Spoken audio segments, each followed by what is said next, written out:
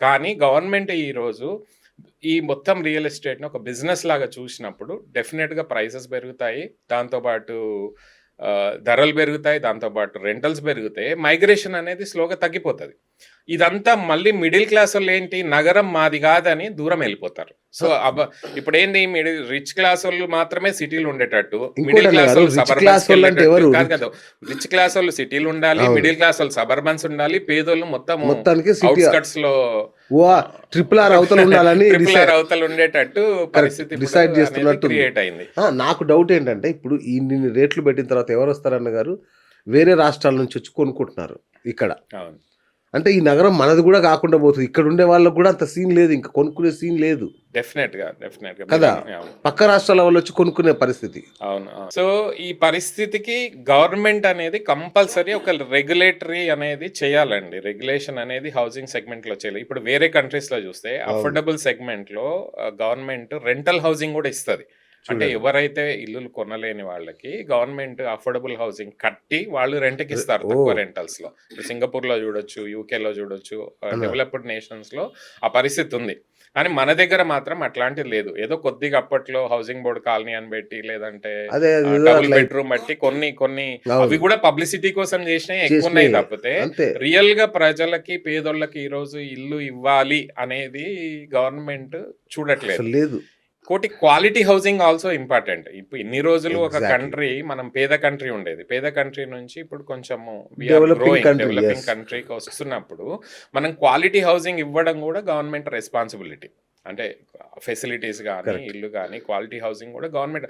కానీ ఆ దిశలో ఏ గవర్నమెంట్ కూడా పనిచేయట్లేదు.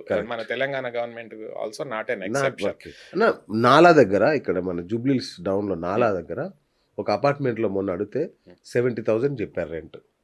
మీరు నాలా దగ్గరనే అంటున్నారు. ఇవాళ ఉస్మాన్ నగర్ కొల్లూరులో కూడా 50,000, 55,000, 60,000 అవుతుంది. మీరు అపార్ట్మెంట్ తీసుకోవాలంటే వాళ్ళని చూసి నార్మల్ స్టాండర్డ్ లోన్ అపార్ట్మెంట్స్ కూడా ఇవాళ 40,000, 50,000 ఎక్కడి నుంచి పట్టుకొస్తారు? ఒక శాలరీ ఎంత ఉంది మన హైదరాబాద్ సగటు శాలరీ ఎంత అన్నా 50. బట్ సాఫ్ట్వేర్ వాడు అయితే ఏదో హై లెవెల్ తప్ప ఒక లక్ష వేసుకునేవాడు 50% రెంట్ కట్టి వాడు ఏముంటాడన్నా?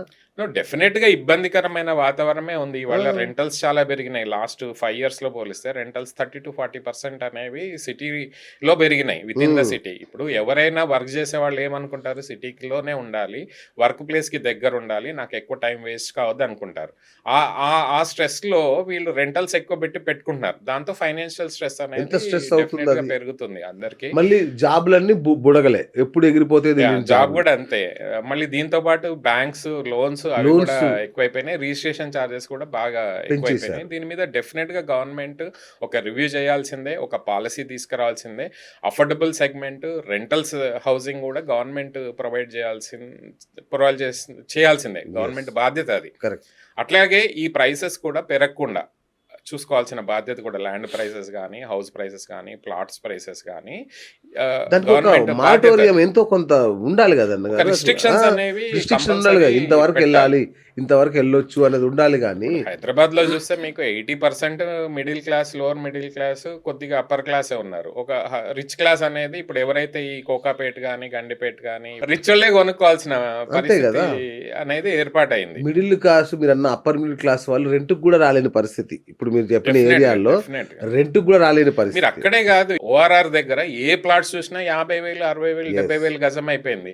ఈ మధ్య ట్రిపుల్ ఆర్ దగ్గర కూడా ప్లాటింగ్ వెంచర్ చేసి 25,000 రూపీస్ పర్ స్క్వేర్ యార్డ్ ఉంది. ఈ పరిస్థితి ముందు లేకుండా హైదరాబాద్ లో ఏ వెంచర్ లో చూసినా 25,000 లేనిది ఇవాళ ప్లాట్ అనేది దొరకట్లేదు. 200 గజాలు కొనుక్కోవాలన్నా ఇవాళ 50-60 లక్షలు మినిమం స్పెండ్ చేయాలి. మళ్ళీ స్పెండ్ చేసే దానిలో గవర్నమెంట్ 30-40% ట్యాక్సెస్ రూపంగా వెనక్కి తీసుకుంటుంది. అది జిఎస్టీ అవ్వచ్చు, టీడీఎస్ అవ్వచ్చు, కన్స్ట్రక్షన్ లో వచ్చే టీడీఎస్లు, జిఎస్టీలు అవ్వచ్చు. ఓవరాల్ గా ఇవాళ కన్స్ట్రక్షన్ కాస్ట్ కానీ ల్యాండ్ కాస్ట్ లో వచ్చిన కాస్ట్ లో 30-40% గవర్నమెంట్ తీసుకున్నప్పుడు గవర్నమెంట్ రెస్పాన్సిబిలిటీ కూడా ఉంటుంది. అఫోర్డబుల్ హౌసింగ్ ఇవ్వాలి, ప్రజలకు మంచి ఫెసిలిటీస్ ఇవ్వాలి, రోడ్డు పవరు, ఈ అన్ని ఫెసిలిటీస్, సోషల్ ఇన్‌ఫ్రాస్ట్రక్చర్ ఇచ్చే బాధ్యత గూడా మంచి పార్క్స్, గ్రీనరీ. ఇవాళ కొత్త ట్రెండ్ స్టార్ట్ అయింది ఏక్యూఐ అని, ఎయిర్ క్వాలిటీ ఇండెక్స్ అని. అవును. ఇప్పుడు హైదరాబాద్ చూస్తే లాస్ట్ ఫ్యూ ఇయర్స్‌లో ఎయిర్ క్వాలిటీ ఇండెక్స్ దారుణంగా పడిపోతుంది. కరెక్ట్. దాని గురించి ఏం చేస్తదనేది ఒక పాలసీ లేదు పాలసీ లేదు గవర్నమెంట్‌లో. దానికి ఇది సంబంధించి. మళ్ళీ ఢిల్లీ లాగా, ముంబై లాగా గ్యారంటీగా పొల్యూటెడ్ అవుతుంది. సిటీ లాగా అవ్వచ్చు. మీరు పంజాగుట్లో చూడండి అన్న ఎంత దారుణంగా ఉంటుందో సిచ్యువేషన్. ఒకటే కాదు, ఆ, ఓవరాల్ గా చెప్తున్నా. సిటీలో ఎయిర్ Yes. క్వాలిటీ ఇండెక్స్ అనేది మీరు మొబైల్లో ఇప్పుడు ఇంతకు ముందు మనకు తెలిసేది కాదు. తెలిసేది కాదు. ఐఫోన్ ఓపెన్ చేస్తే ఎయిర్ క్వాలిటీ ఇండెక్స్ అనేది అది ఇంత చూపెడుతుంది. ముందు పంజాగుట్లో బోర్డు ఉండేది. బోర్డు పొల్యూషన్ బోర్డు ఉంటుంది. సో ఎయిర్ క్వాలిటీ ఇండెక్స్ అనేది చాలా ఇంపార్టెంట్ అయింది. మొన్న ఎప్పుడో మెస్సీ వచ్చినప్పుడు ఢిల్లీలో అవును. సీఎం అక్కడికి వస్తే అందరు ఏక్యూఐ అని అరిశారు. అవును. అంటే జనాల్లో ఒక రకమైన అవేర్నెస్ వచ్చింది. అవేర్నెస్ కాదు, గవర్నమెంట్ మీద వ్యతిరేకత వస్తుంది. కరెక్ట్. మీరు ఏ రోజైతే ఈ అఫోర్డబుల్ సెగ్మెంట్ లో మీరు వర్క్ చేయకపోతే ప్రజల్లో ఒక వ్యతిరేకత భావం గవర్నమెంట్ మీద వస్తుంది. గవర్నమెంట్ తప్పకుండా ఆ దృష్టిలో తీసుకొని నెక్స్ట్ 5 years 10 years లో ప్లానింగ్ సరిగ్గా చేయకపోతే డెఫినెట్ గా గవర్నమెంట్ మీద వ్యతిరేకత అనేది జనాల్లో వస్తుంది. అది మీకు కనిపించకపోవచ్చు, అది ఓట్ల రూపకంగా డెఫినెట్ గా కనబడుతుంది కదా అన్న. మీరు చెప్పారు ట్రిపుల్ ఆర్ అన్నారు. ఈ కంట్రీలో మిడిల్ క్లాస్ ని టచ్ చేసిర్రు అనుకో, డెఫినెట్ గా దాని ఎఫెక్ట్ గవర్నమెంట్ దారుణంగా ఉంటుంది. ట్రిపుల్ ఆర్ అన్నారు. అవును. ఏం చేశారన్న ఇప్పటి వరకు? దాని చుట్టుపక్కల ప్లాట్లు అమ్మడం, దాని పేరు చెప్పి ఊదరగొట్టడం తప్ప ఏమన్నా ఒక చిన్న రోడ్, అప్రోచ్ రోడ్ అన్న పడిందా ఇంతవరకు? TRS government 10 సంవత్సరాలండి. అవును. కాంగ్రెస్ గవర్నమెంట్ వచ్చి 2 years అయింది. కరెక్ట్ 10 ఏళ్ల కిందట మొదలైన ఈ ట్రిపుల్ ఆర్ Yes. ఇప్పుడు ఈ 2 సంవత్సరాల నుంచి వీళ్ళు ఏం చేయలేదు, ఆ పాత గవర్నమెంట్ ఏం చేయలేదు. ఇప్పటిదాకా పునాది రాళ్ళు కూడా పడలేదు. పడలేదు. స్టార్ట్ అవుతుంది అన్నారు. పేపర్ వర్క్ అయింది, ల్యాండ్ అక్విజిషన్ అయింది. ఇప్పటిదాకా దాని ఓపెనింగ్ అనేది జరగట్లేదు. ఈ నెల, నెక్స్ట్ మంత్, ఆ మంత్, ఈ మంత్ అంటున్నారు తప్పితే రీజనల్ రింగ్ రోడ్ అనేది మనకు హైదరాబాద్ కి అత్యవసరమైన రోడ్ అది, కదా. Which connects all suburbans of Hyderabad. Correct. And Hyderabad city grow అవ్వడానికి రేపు ఫ్యూచర్లో హౌసింగ్ కానీ, ప్లాటింగ్ కానీ అందరికి అందుబాటులో ఉండడానికి రీజనల్ రింగ్ రోడ్ కనెక్టివిటీ అనేది చాలా చాలా important. అవసరం అది. అవును. దాంతో పాటు మెట్రో కనెక్టివిటీ కూడా లాస్ట్ అంతకుముందు వచ్చిన గవర్నమెంట్ దాన్ని పెంచలేదు. ఎన్ని స్టేషన్లు ఉన్నాయి, అన్నీ ఉన్నాయి ఈ అవును, రోజుకి. అవును. కొత్తగా వచ్చిన గవర్నమెంట్ కూడా చేస్తాం అంటున్నారు. Exactly. ఢిల్లీకి 4 సార్లు వెళ్ళారు. అలైన్మెంట్లు మారుస్తున్నారు. దాన్ని కూడా రియల్ ఎస్టేట్ అంటున్నారు. ఇప్పుడు జనం ఏమంటున్నారంటే ఈ అలైన్మెంట్లు కూడా వాళ్ళ ల్యాండ్ల కోసం రేట్లు పెంచుకోవడానికి, రియల్ ఎస్టేట్ కోసమే అలైన్మెంట్లు కొత్త, ఇప్పుడు పాత వాటిని వదిలేసి కొత్త రూట్లను చేస్తున్నారు. మెట్రో రూట్ అనేది డెఫినెట్ గా అండి ఒక సాంకేతికంగా, అంటే ఒక టెక్నికల్ గా స్టడీ చేసి ఎంతమంది మిడిల్ క్లాస్ వాళ్ళు తిరుగుతున్నారు, ట్రాన్స్పోర్టేషన్ అఫోర్డ్ చేయని వాళ్ళు, కార్లు అఫోర్డ్ చేయని వాళ్ళు ఏ రూట్లలో ఎక్కువ తిరుగుతున్నారు, జాబ్ కోసం ఎక్కువ ఎక్కడ తిరుగుతున్నారు అనే దాని మీద సైంటిఫిక్ డేటా తీసుకుని అది స్టడీ చేసి చేయాలి. కానీ మన దగ్గర హైదరాబాద్లో అలాంటిది జరగట్లేదు. ఏదో టాప్ లెవెల్ ఎవరో ఇంటర్నేషనల్ కన్సల్టెంట్కి ఇస్తారు, వాళ్ళు వచ్చి ఏదో 15 రోజులు సర్వే చేసి ఓ రూట్ మ్యాప్లు డిజైన్ చేస్తారు. గవర్నమెంట్ వాళ్ళకు అనుకూలంగా ఏది ఉంటుందో ఓట్ల కోసమో లేకపోతే ఇంకో రకంగానో బిజినెస్ పరంగానో వాళ్ళు రూట్లు చేంజ్ చేయడం, ఇదంతా అనేది కరెక్ట్ కాదు.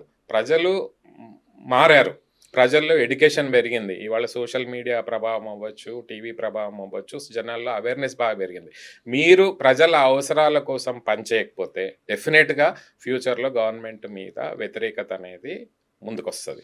సో ఈ విషయాలలో ఏదైతే నెక్స్ట్ లెవెల్ ఆఫ్ నెక్స్ట్ జనరేషన్కి కావాల్సిన అవసరాలు మనం క్రియేట్ చేయలేదనుకోండి, సస్టైనబుల్ లివింగ్ అవ్వచ్చు, రెంటల్ హౌసింగ్ అవ్వచ్చు, క్వాలిటీ ఇన్ ఎయిర్ అవ్వచ్చు, పొల్యూషన్ లేని సిటీ అవ్వచ్చు, ఇట్లాంటి వాటి మీద ఫోకస్ చేయకపోతే జనాలకి వ్యతిరేకత అనేది డెఫినెట్గా గవర్నమెంట్ మీద ఛాన్స్ ఉంటుంది.